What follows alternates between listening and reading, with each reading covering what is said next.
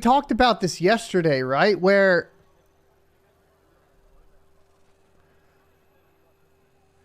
a democratic capitalistic society or whatever, let's say a capitalistic republic, right, always ends up still at the same point that communism ends up. It just takes a longer time to get there. And that's talking like from oppression of the people and so on. And it's not as like obvious, right? So like if communism shoots up and the nation state's in full control, it does it like boom, and it's like clear, right? When it happens in like our society, it's over a couple hundred years and it takes a long time to get there. And then I think you do just, and I do feel like we just do, like, for whatever reason, I think society always ends up right now in that state.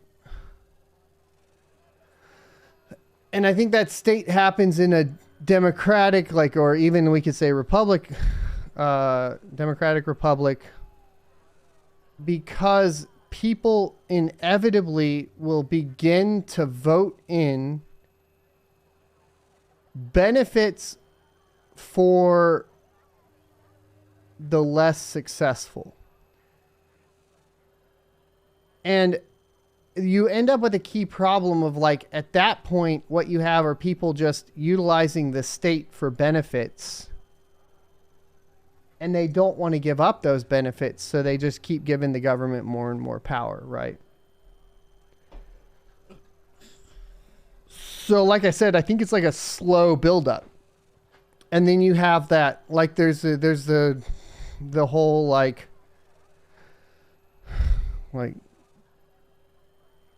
strong men create whatever, good times create weak men create hard times create strong men. And I think like that cycle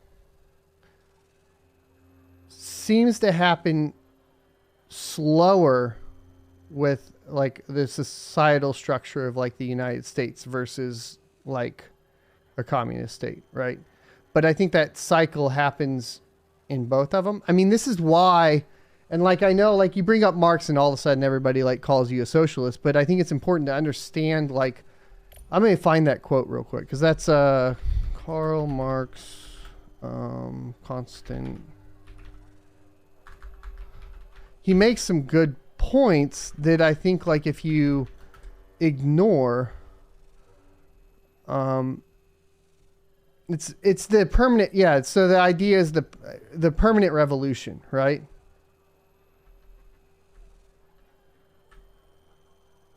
Where is the actual quote? This is a whole...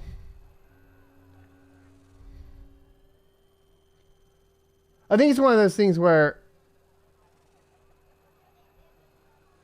No, like Marx makes like Marx is pro-revolution.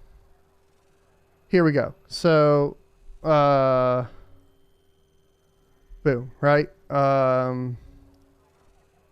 Permanent revolution in Marx, origin of the concept as a concretization of the Hegelian negation of the negation. Human emancipation versus political emancipation, right? So in his 1843 essay on the Jewish question, while favoring the emancipation of the Jews, argued that a political change was insufficient, calling attention to the relation between political emancipation and human emancipation.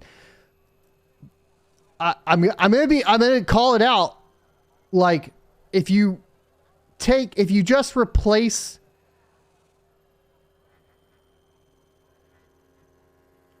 this is gonna be controversial. So, but if you replace Jews with LGBT, you can start to see this picture being painted out. Okay. I just want to be like,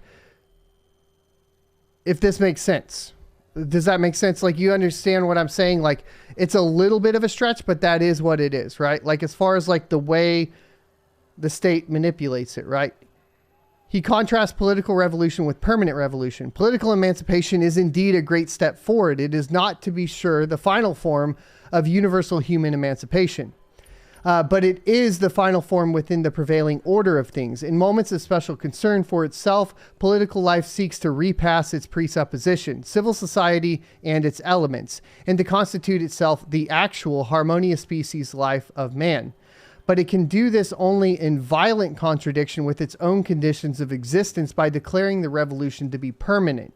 The political revolution dissolves civil life into its constituent elements, right? Your constituents, which become victims, right?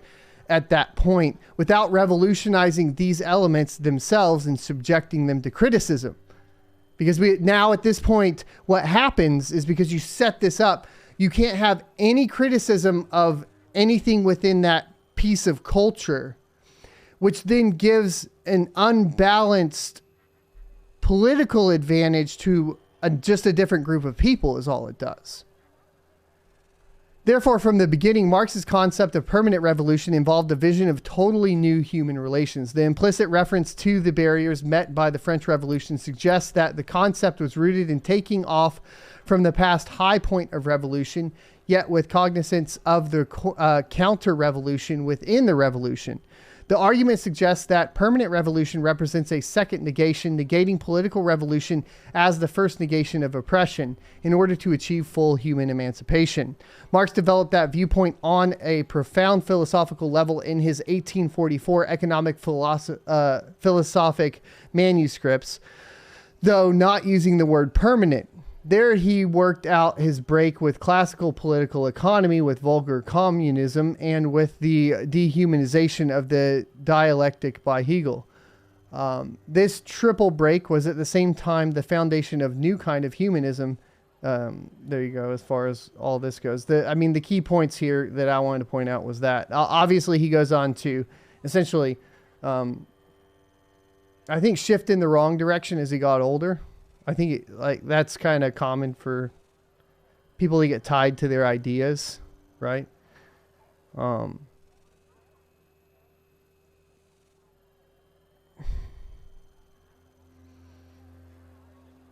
you go. All right, Chadwick, have a good night.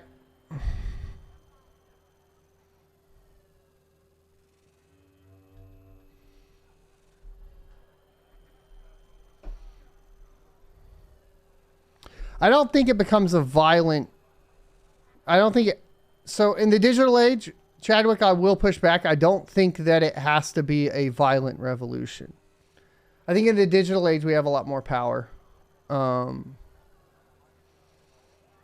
still working on my own personal thoughts surrounding it. But yeah, thanks for leaving a tab up for